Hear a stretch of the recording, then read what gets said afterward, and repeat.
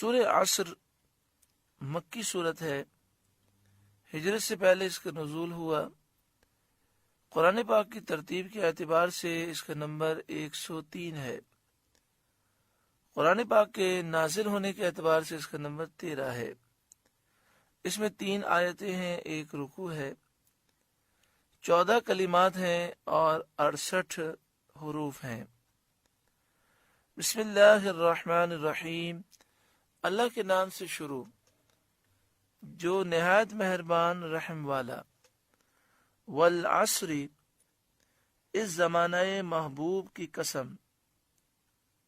عصر زمانے کو کہتے ہیں، اور زمانہ چونکہ عجائبات پر مشتمل ہے، اس میں احوال کا تغیر اور تبدل ناظر کے لیے عبرت کا سبب ہوتا ہے، اور یہ چیزیں خالق حکیم کی قدرت و حکمت اور اس کی وحدانیت پر دلالت کرتی ہیں۔ مراد یہ ہے کہ عصر زمانے کو کہتے ہیں۔ زمانے میں بہت سارے عجیب واقعات ہوتے ہیں، حالات بدلتے ہیں، انسان بہت ساری چیزیں وقت گزرنے کے ساتھ ساتھ دیکھتا ہے، کس طرح بہت قریبی دوست دور ہو جاتے ہیں۔ جب دولت ہوتی ہے تو لوگ قریب آتے ہیں، جب مشکل وقت آتا ہے لوگ دور ہو جاتے ہیں۔ ایسی بہت ساری چیزیں دیکھنے والے کے لیے عبرت کا سبب ہوتی ہیں، اور ان چیزوں سے اللہ رب العالمین کی قدرت معلوم ہوتی ہے۔ یہ چیزیں اللہ کی قدرت، اس کی حکمت اور اس کی وحدانیت پر دلالت کرتی ہیں۔ آگے فرماتے ہیں اس لیے ہو سکتا ہے کہ زمانے کی قسم مراد ہو، تو والعصر سے مراد زمانے کی قسم مراد ہو، اور عصر اس وقت کو بھی کہتے ہیں جو غروب سے قبل ہوتا ہے۔ تو سورج ڈوبنے سے پہلے جو وقت قریب قریب ہوتا ہے اسے عصر کہتے ہیں۔ ہو سکتا ہے کہ خاسر کے حق میں اس وقت کی قسم یاد فرمائی جائے، جیسا کہ رابح کے حق میں ضحیٰ وقت چاش کی قسم ذکر فرمائی گئی۔ یعنی جس طرح کامیاب ہونے والے کے لیے وقت چاش کی قسم ذکر فرمائی گئی ہے قرآن پاک میں، تو یہاں جو خسارے والے ہیں ان کے لیے وقت عصر کی قسم یاد فرمائی گئی ہو، یہ بھی ہو سکتا ہے۔ اور ایک قول یہ بھی ہے کہ عصر سے نماز عصر مراد ہو سکتی ہے، جو دن کی عبادتوں میں سب سے آخری عبادت ہے۔ یعنی دن میں 3 نمازیں پڑھی جاتی ہیں، فجر، ظہر اور عصر، اور رات میں 2 نمازیں ہیں، مغرب اور عشاء۔ تو دن میں جو نمازیں پڑھی جاتی ہیں اس میں یہ آخری نماز ہے عصر، تو ہو سکتا ہے یہاں پر عصر کی نماز مراد ہو۔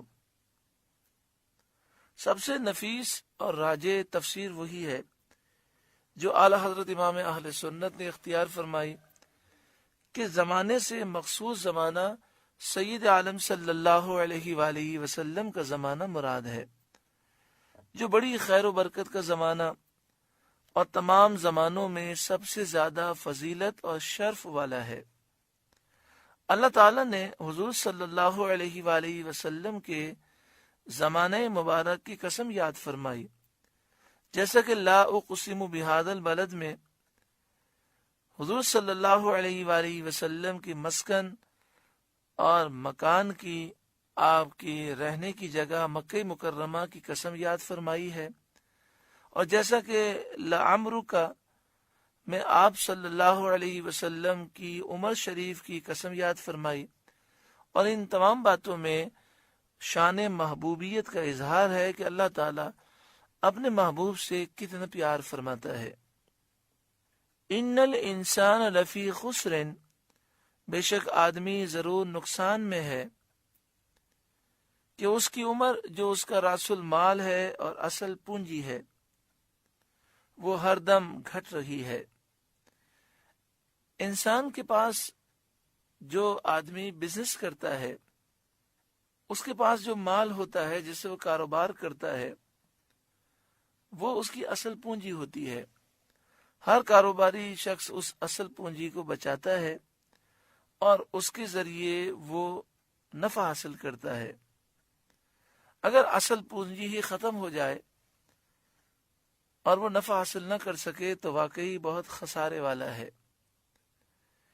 اسی طرح ایک شخص جو برف بیچتا ہے، اگر وہ برف پگھلتی رہے اور پگھل کر ختم ہو جائے اور وہ اسے بیچ کر نفع نہ کما سکے تو وہ خائب اور خاسر ہے۔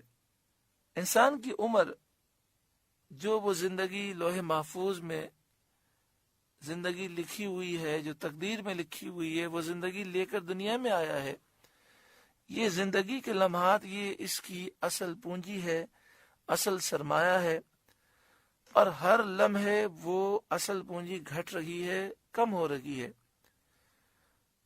اسے وہ گھٹنے سے روک نہیں سکتا، لیکن گھٹنے سے پہلے پہلے وہ ان لمحات سے آخرت کی خزانے حاصل کر لے تو کامیاب ہے، ورنہ نقصان اٹھانے والا ہے۔ ان الانسان لفی خسرن، بے شک آدمی ضرور نقصان میں ہے، الا الذین آمنوا وعملوا الصالحات، مگر جو ایمان لائے اور اچھے کام کیے، وتواصوا بالحق، اور ایک دوسرے کو حق کی تاکید کی، یعنی ایمان کی تاکید کی، اچھے عمل کی تاکید کی، وتواصوا بالصبر، اور ایک دوسرے کو صبر کی وصیت کی، ان تکلیفوں اور مشقتوں پر جو دین کی راہ میں پیش آئیں، یہ لوگ بفضل الہی نقصان میں نہیں ہیں، کیونکہ ان کی جتنی عمر گزری نیکی و طاعت میں گزری تو وہ نفع پانے والے ہیں۔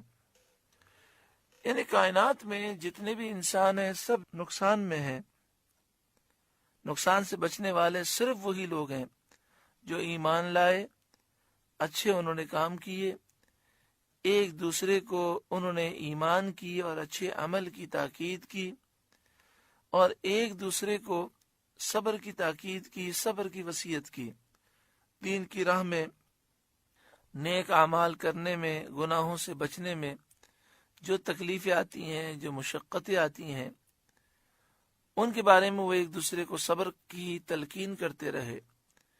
ایسے لوگ نقصان میں نہیں ہیں، کیونکہ ان کی اصل پونجی جو ہے وہ خرچ ہوئی نیکی میں اور طاعت میں، اور اس اصل پونجی کے ذریعے انہوں نے جنت پالی، اللہ کو راضی کر لیا، تو وہ نفع پانے والے ہیں۔ اس سورہ مبارکہ کے بارے میں حضرت امام شافعی علیہ الرحمہ نے فرمایا کہ یہ پورے قرآن پاک کا خلاصہ ہے۔ جس نے اس سورت مبارکہ کو سمجھا اس نے قرآن پاک کے خلاصے کو سمجھ لیا۔ صحابہ کرام علیہم رضوان کے بارے میں منقول یہ ہے کہ جب بھی صحابہ آپس میں کوئی گفتگو کرتے، کوئی کاروباری معاملہ ہوتا، تو جب بات ختم ہو جاتی تو ایک صحابی سورہ عصر کی تلاوت کرتے اور سب سن کر منتشر ہوتے، اور اس پیغام کو اپنے ذہن میں لے کر منتشر ہوتے کہ ہماری زندگی اسی وقت کارآمد ہے، اسی وقت ہم نقصان سے بچنے والے ہیں کہ ہم ایمان پر قائم رہیں اور ہر وقت اچھے اعمال کرتے رہیں۔ اللہ تعالیٰ سورہ عصر کے صدقے میں ہم سب کو نقصان سے محفوظ فرمائے، اور اس سورہ مبارکہ کے نور سے ہماری ساری گندگیوں کو دور فرمائے، اور جو زندگی باقی ہے اس میں ہمیں وہ اعمال عطا فرمائے کہ جن کی بدولت اللہ کرم فرمائے، ہمارا نقصان نفع سے بدل جائے۔ آمین بجاہ سید المرسلین صلی اللہ علیہ وآلہ وسلم۔